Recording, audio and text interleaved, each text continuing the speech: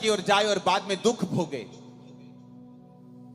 लेकिन परमेश्वर के वचन में यह लिखा है कि जब परमेश्वर ने आदम और हवा को बनाया तो परमेश्वर ने कहा आदम और हवा मेरे साथ संगति करेंगे और मैं आदम और हवा के लिए सारी ब्लेसिंग्स को बना चुका हूं।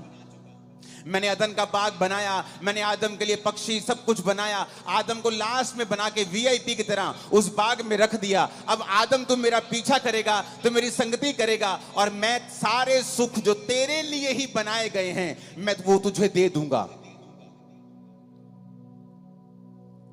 कहीं आपको कभी आपको ऐसा महसूस नहीं हुआ कि ये सारे सुख परमेश्वर ने एक्चुअली में आदम और हवा के लिए बनाए थे? लेकिन आज उन्हीं सुखों के पीछे दुनिया पागल हुई फिरती है, चाहती है कि परमेश्वर मुझे ये सुख दे, लेकिन उनको मिलते नहीं। जब बनाए आप लोगों के लिए गए हैं, जब बनाए आदम के लिए गए हैं, तो फिर मिलते क्यों नहीं? क्योंकि परमेश्वर ने जब सुखों को बनाया तो एक कंडीशन लगाई थी कि जब तक आदम मेरे पीछे रहेगा, वो मेरी आराधना करेगा, वो मेरा पीछा करेगा, मेरी बंदगी करेगा, तब तक सारे सुख इसके पीछे रहेंगे। और जब आदम अपना मुंह मेरी ओर फेर लेगा, अपनी पीठ मेरी ओर कर देगा और सुखों की ओर भागने लगेगा, सुखों को बोला गया कि आदम को कभी मत मिलना, क्योंकि ये श्राप परमेश्वर ने पहले ही कह दिया था। परमेश्वर ने कहा जो मुझ पे यकीन नहीं करते और मुझसे भागते हैं, फिर वो झूठ के ऊपर यकीन करने लगते हैं। फिर एक दिन उस बिजनेस का कोलैप्स होना लाजमी है, उस मैरिज का कोलैप्स होना लाजमी है, उस घर का कोलैप्स होना, गिरना लाजमी है, दुखों का आना फिर लाजमी है, क्योंकि हमने परमेश्वर की ओर जो फेस करना था, अपनी पीठ परमेश्वर की ओर कर ली है और परमेश्वर से विमुख हो गए हैं। अरे हमें तो रोज परमेश्वर की संगति करने के लिए बनाया गया है, लेकिन हम संडे भी खुदावंद के घर में नहीं जा पा रहे हैं। हमें हफ्ते में 2 दिन जाना ऐसा लगता है कि नहीं, ये तो बिब्लिकली नहीं है हफ्ते में 2 दिन चर्च जाना। संडे जाके भी कुछ लोग एहसान करते हैं और कुछ लोग संडे भी नहीं जाते हैं।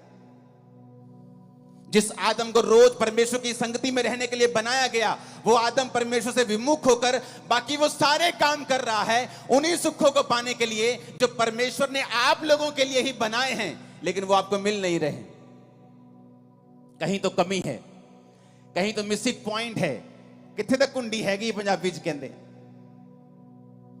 कि जो मेरे लिए बनाया गया है वो मुझे ही मिल नहीं रहा है।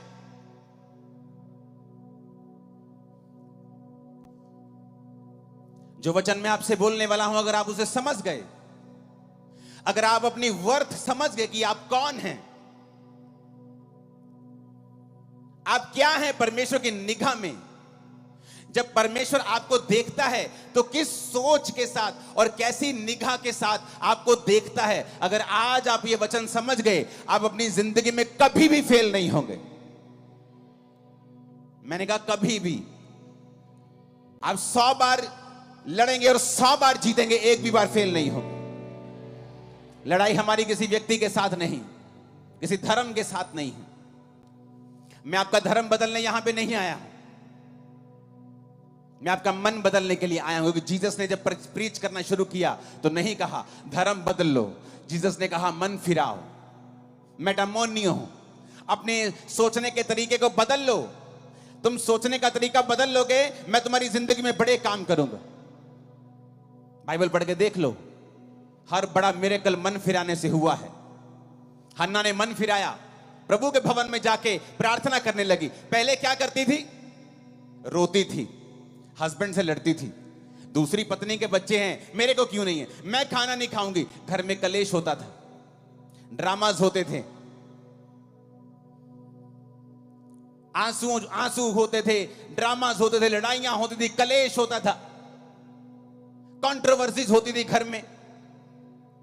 और एक दिन हन्ना ने सोच लिया कि मैं अब परमेश्वर के सामने जाऊंगी, और जाकर प्रभु के सामने अपने दिल को खोल दिया और प्रभु से कहा, प्रभु अगर तू मुझे बेटा दे तो मैं तेरी महिमा के लिए उसे दे दूंगी।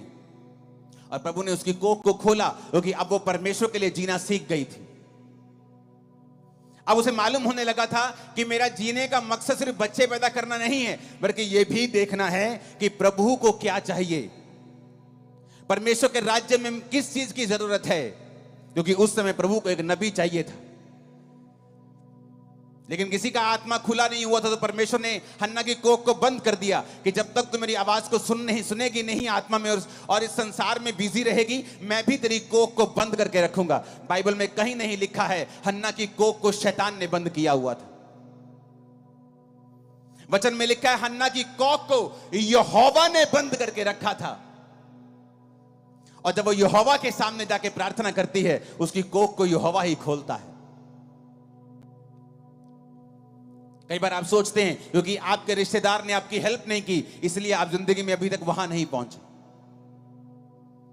आप सोचते हैं क्योंकि आप शायद अच्छी जाति से नहीं हैं, इसलिए आपके पास जमीन जायदाद नहीं है।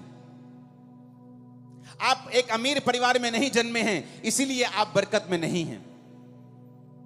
ये सब शैतानी एक्सक्यूजेस हैं आपकी लाइफ में।